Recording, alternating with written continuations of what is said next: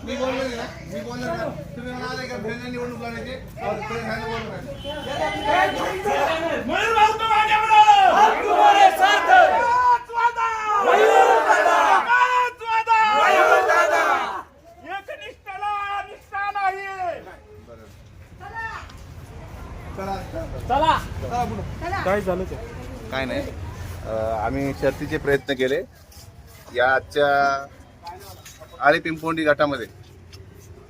आमची मागणी होती का निष्ठावंत मयूर हा आमचा 20 वर्ष दादासाठी कष्ट करणारा हा पोरगा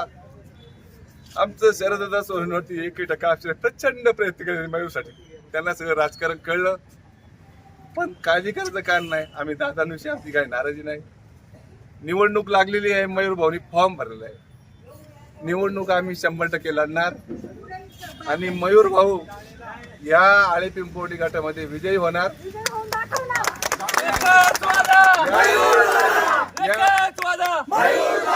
या निवडणुकीमध्ये आम्ही प्रत्येकाच्या घराघर जाऊ तरुण कार्यकर्त्यांनी राजकारणात भाग घ्यायचा का नाही हा प्रश्न या तरुण कार्यकर्त्यांपुढे आता निर्माण झालेला आहे या कार्यकर्त्यांनी कष्ट करून प्रामाणिक राजकारणाचे बळी आम्ही पडलेलो आहे पण काळजी करायचं का नाही प्रत्येकाच्या दारात जाऊ प्रत्येकाच्या घरात जाऊ आमचं डोकं त्यांच्या पायावर ठेवू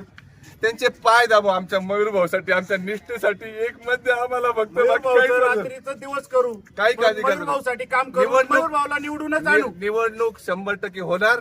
आणि निवडणूक निष्ठावंत कार्यकर्ता मयूर भाऊ जिंकणार हे आज या ठिकाणी अपक्ष लढणार आणि चिन्ह पण रिक्षा घेऊनच लढणार मयूर भाऊ तुम आगे बढ़ो हम तुम्हारे साथ हैं मयूर भाऊ तुम आगे बढ़ो हम तुम्हारे साथ हैं नाही त्याच्याबद्दल काय चर्चा नाही करायची कोण सांगा ना काय झालं ते सांगा सगळे पदाधिकारी तुम्ही जाऊन वर विचारा त्याच्यावर आम्हाला चर्चा नाही मयूर भाऊ तुम आगे बढ़ो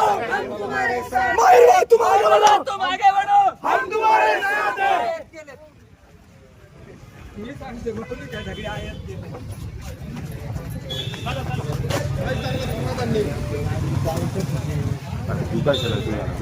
काय